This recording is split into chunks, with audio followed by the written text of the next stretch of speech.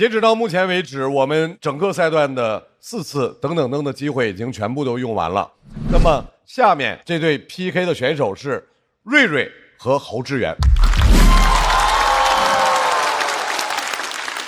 首先上场的这位，去年已经来过了，长得很沧桑的一位90后，今年是第2次来到脱口秀和他的朋友们的舞台，掌声欢迎瑞瑞。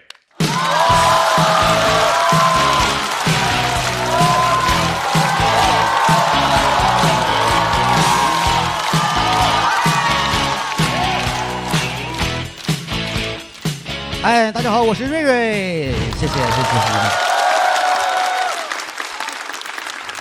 就是你知道我在后场的时候，紧张的心都快蹦出来了，就这场子怎么接？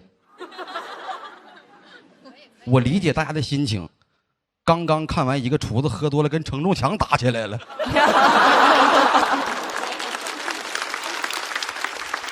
再看到一个普通的人类。但是会就正常跟大家聊一会儿吧。刚才说到我去年也上这个节目了，但是就是没有什么人认识啊。我想问一下，咱今天楼上楼下有多少人认识我的有吗？认识。全国认识我的聚一块了，今天这么多啊，这么多，感谢大家。但是现在确实在外边的时候有点尴尬呀。节目上完之后没有多少人认识啊，但是心魔已经种下了。我现在走在路上，谁多看我一眼，我那个心理状态跟逃犯一样啊！这是不是把我认出来了啊？我前段时间在路上走，然后我恍惚啊，看见旁边那个是在看我，我就把练了很久这个微笑提前摆在了脸上，我就转过去看他，他又看我，我又看他，他真过来了，他问我，他说你是不是认识我呀？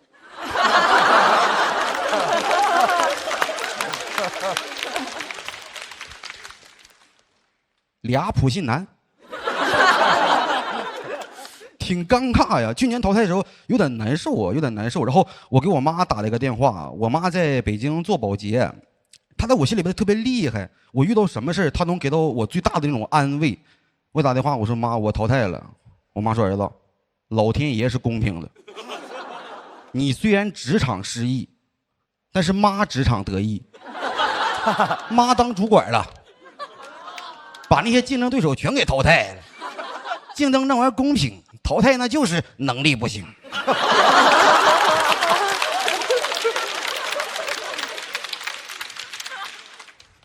我说打错了啊，打错了，真的就是我妈以前不这样，她自从当上这个主管啊，气质一下就不一样了。因为我是全职脱口秀演员，我从来没感受过那种就是公司什么职场文化感受不深，我妈全补给我了。我给大家举一个真实的例子啊，我们家有一个相亲相爱一家人那个群，我妈往群里发一条群公告，她要求我们全家每天早上起来第一件事必须在群里问候早上好。你们见过班味这么浓的家吗？真的这变化很大呀。今年过年我妈回老家嘛，带回来很多年货啊，一些官僚主义，一些凝聚力什么的，反正都带回来了。真的就是因为我是在吃年夜饭的时候发现的，我发现我妈学会了打官腔。以前年夜饭我妈就是会说啊，祝咱们全家健康快乐发大财。今年她提起酒杯，她说关上门咱们就是一家人了。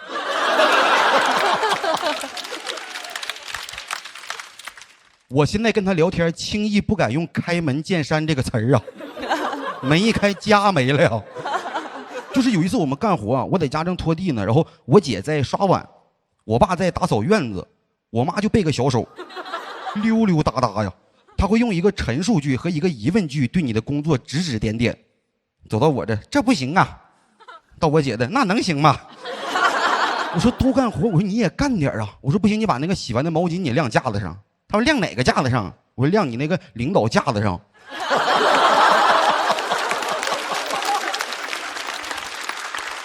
前一段时间吧，我妈正在上班的时候给我打了个电话，她说儿子你会点外卖吗？我说可以说擅长啊。她说那我给你个地址，你给我点一杯奶茶，下午2点送到。我说你不喝这玩意儿啊？她说我是给领导点的。妈还想往上爬一爬。哎，我是说过你走到哪儿我都支持你，没想到你年纪轻轻，你试图走仕途啊你啊！而且你想靠送奶茶往上爬，是不是有点草率了？就拿这个考验干部。你想啊，我跟腾讯导演我说今年呢不想一轮游了，想拿个大王当当。领导您多费心，抹茶摇摇奶昔已经放您后备箱了。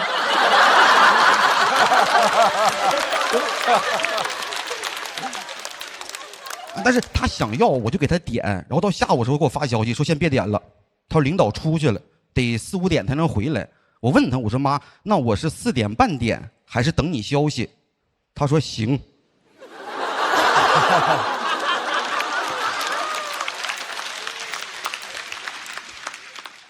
我感觉人生下来就会当领导啊，这不已经爬上去了吗？我的妈妈呀！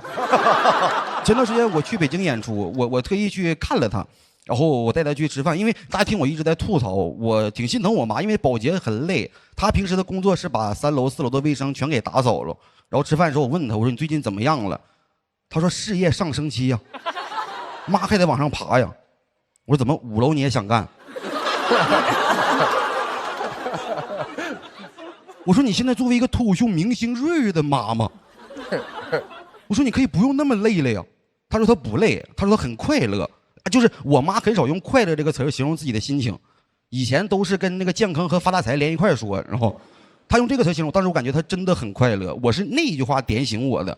我以前都是儿子这个视角，但是现在我感觉他就是在这个年纪找到了自己喜欢的方式。然后从那天开始，我真的一下我开始支持他了。我能想到啊，我妈以前她支持我干脱口秀的时候，她都不知道脱口秀是啥，所以我觉得我应该支持她。我开始听她聊很多工作中的事情，以前我很少听，那天听她聊了很多，也会有抱怨嘛。我妈现在手底下管着3个60后的职场老人，一个不听话的，一个听不懂人话的，还有一个听不着人说话的。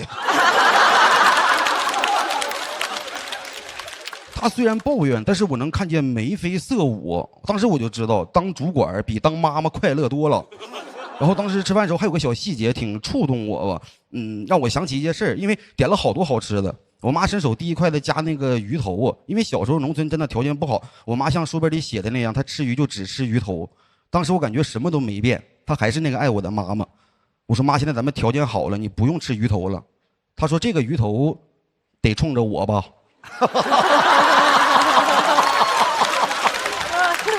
我是陈主管的儿子瑞瑞，谢谢大家。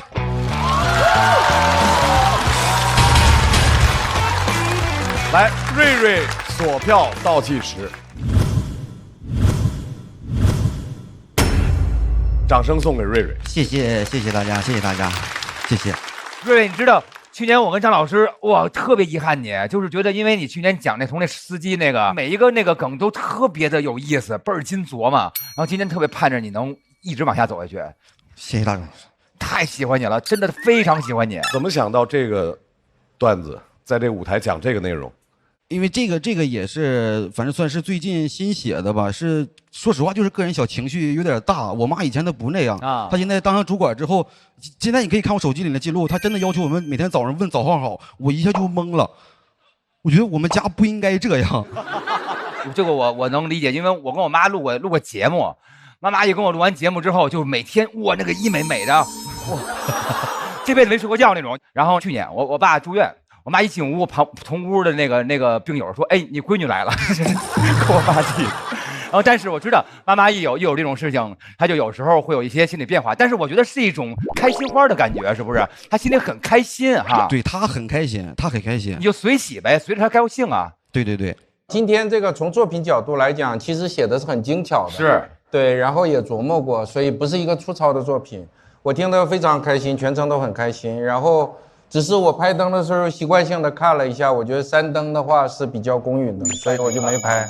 打局了啊！我虽然以吐槽为主，但是我不希望大家听完之后觉得这老太太这样啊，不希望这样。我只是描述一些现象。还有一个就是，我一直说，我说我真的会怕影响她现在这个工作，所以做了很多的那种调整。我觉得大家听完之后会觉得你的妈妈非常可爱。对，哎呀，谢谢。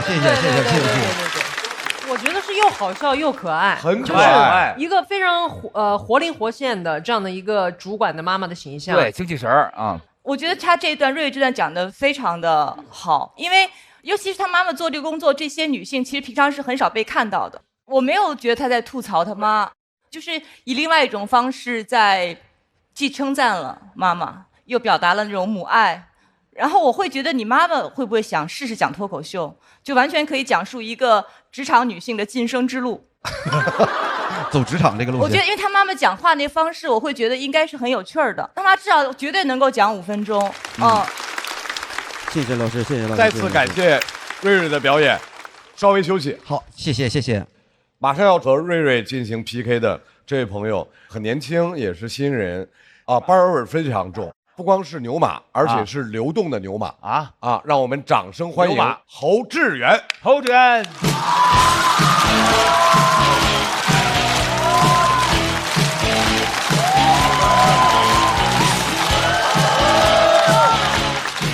Hello， 各位朋友，大家好，我叫侯志远。谢谢大家，谢谢大家。现在找个工作还挺难的，我很幸运，毕业就进了一家大公司里边当外包。公司里的牛马都能给我派活，都想过来踩我，感觉我像那种牛马脚底下的蹄铁，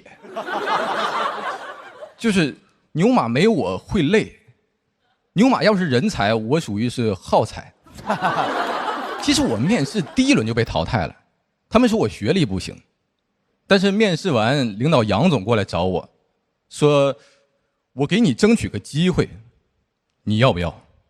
我说我要，我不敢犹豫，因为我知道伯乐不常有，但跟我同年毕业的千里马有1000多万匹。杨总劝我当外包，我说那外包会不会影响我待遇啥的？他说：“哎，你就包我身上吧。”还是个霸道伯乐啊！我喜欢。但机会总是伴随着挑战。入职那天，杨总才告诉我，这个外包名额要3个月后才能批下来，办不了入职。所以我工作的前3个月，严格上来说，其实是杨总以他个人的身份包了我。他想跟那个 Seven 特像。对，我那一刻才明白他的坦诚。他说：“你就包我身上吧。”居然是字面意思。所以我是那种没签合同的储备外包。我这种身份进公司有很多不方便的地方，首先就是不方便进公司。因为我没有工卡，公司大门都不让我进，每天早上要在保安那儿申请一个临时访客证，整整3个月。每天早上8点半，我是必定来访。我这哪是临时访客，我是准时访客呀！申请访客证还得填表，写那个访问对象，我只能写杨总。整整3个月，天天访问杨总，一访就是1天。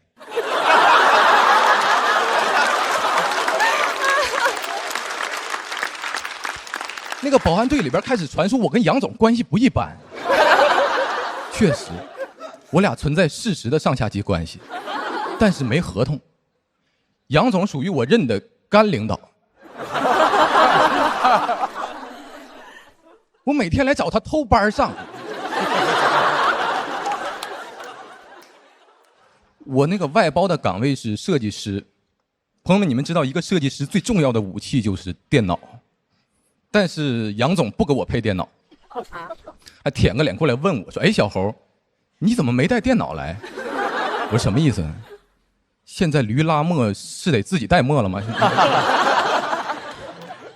我就敷衍了一句，我说：“啊，我没有电脑。”杨总非常干脆说：“行，我借你钱买。”我懵了啊！你挺大方啊！哎，一个人居然可以同时做到挥金如土，但是一毛不拔。挥金如土是这么玩的吗？哪个老板会在酒吧里边宣布说，今晚全场的酒我借你们钱买？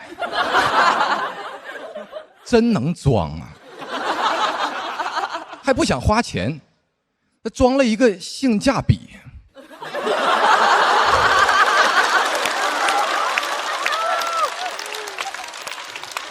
关键他语气太霸道了，他好像把我拉进了那种爽文的剧本里，就是那种霸道总裁外包我，不顾全世界的反对也要借我钱买电脑。这公司让他开的，生产工具是员工买的，员工是外包的，一个资本家不掌握任何的生产资料。杨总属于是无产资本家。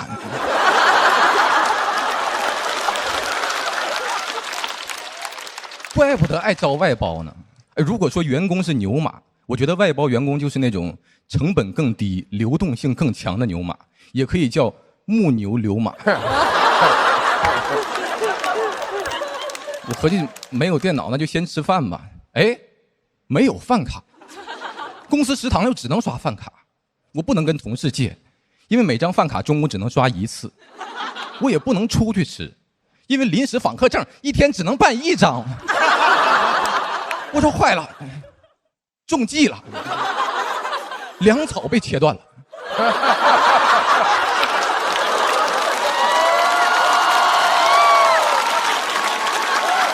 很厉害，瑞瑞危险了，怎么办呀？我感觉杨总定这个规则就是为了把访客饿死，留下他们的电脑，再借钱给下个人买回去。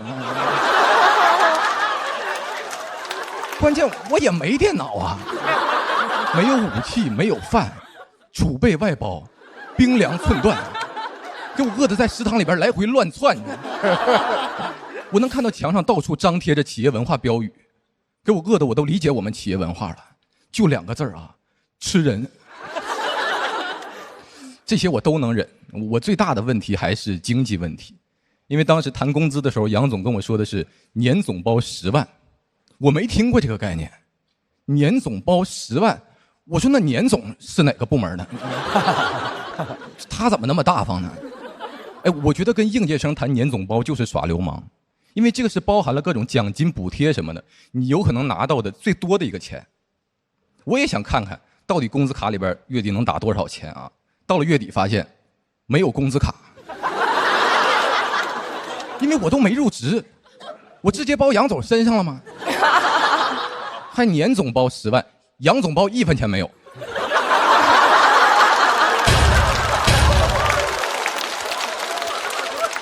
哎，我反应过来没有工资卡那时候，我是真崩溃了，朋友。我直接从杨总办公室里边去质问他了。我说你要是这么整我，你那电脑钱我可还不上啊。杨总让我自己向公司申请一笔外聘专家咨询费来抵我的工资。我这个专家的价格是1天100，聊胜于无。关键我是刚毕业就从外包员工提拔成了外聘专家。杨总给我争取这机会是真好啊！我名利双收，我名利双收。这个钱真是不太够花，干了1年，我爸妈实在是供不起我了。他说：“你怎么上班比上学还费钱？”然后就离职了。当然这1年里边也不是毫无收获，在公司谈了一个女朋友啊。中午没有饭吃的时候，只有他愿意把自己带的面包分给我。那一刻我就猜出来了，他一定是没有饭卡呀。谁会带面包上班？边吃边聊，果然也是外聘专家。我们就成立了那个专家联合项目组啊，主要研究方向就是活着。短短1年时间里，我们俩因为过量的服用面包，每个人胖了5斤，属于是年总包10斤吧，属于是。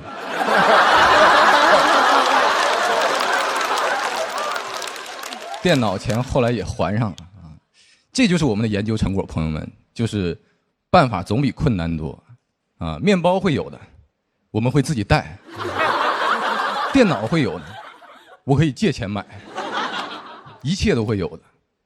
但是我这种外聘专家最好不要再有了。就讲到这儿，谢谢大家。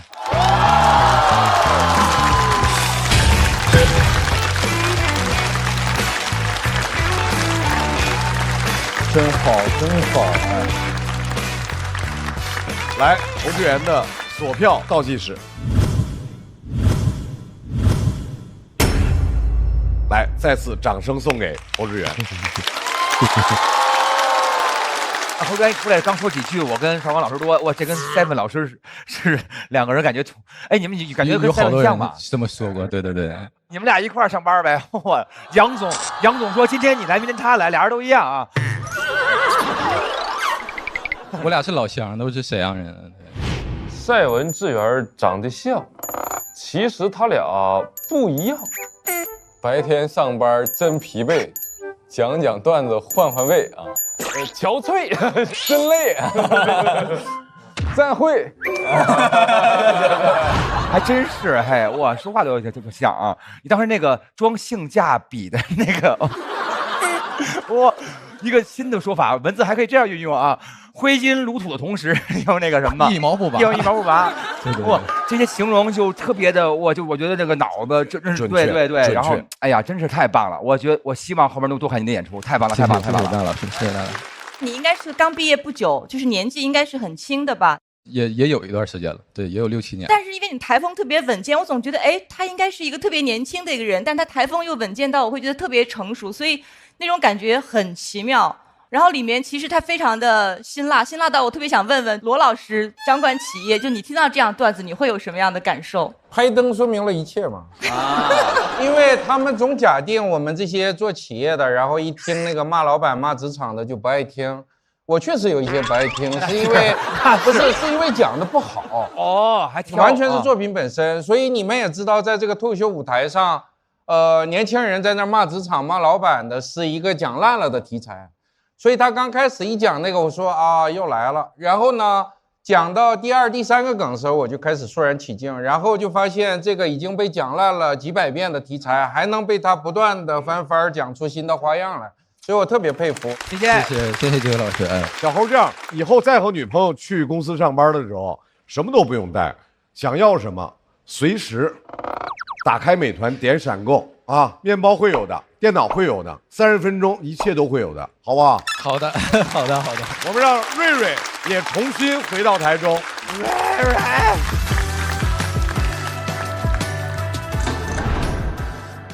我们来看一下瑞瑞和侯志远两个人的票数是。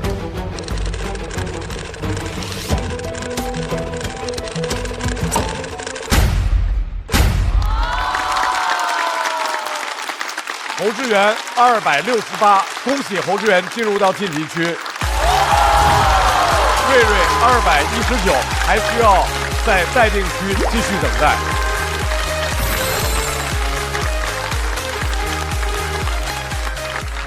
我是超出预期，很满意。就是观众突然给一个很大的反应，那个时候我就特别慌，因为我不知道我下一句嘴里边还能不能说出来话，然后就是肌肉记忆一直顺到底。我现在其实我不太确定我中间有没有落词或者落一段，因为那一段记忆现在是空白的状态。第一次参加录制，感受怎么样？还挺好玩的，试服装、化妆、做发型、去彩排、走台。化妆怎么样？非常的好看，很好。这好上班呀！对。哎呦天呐，好挤呀！然后表情还是那种已经加班反粉，还得挤地铁。接下来让我们有请侯志远。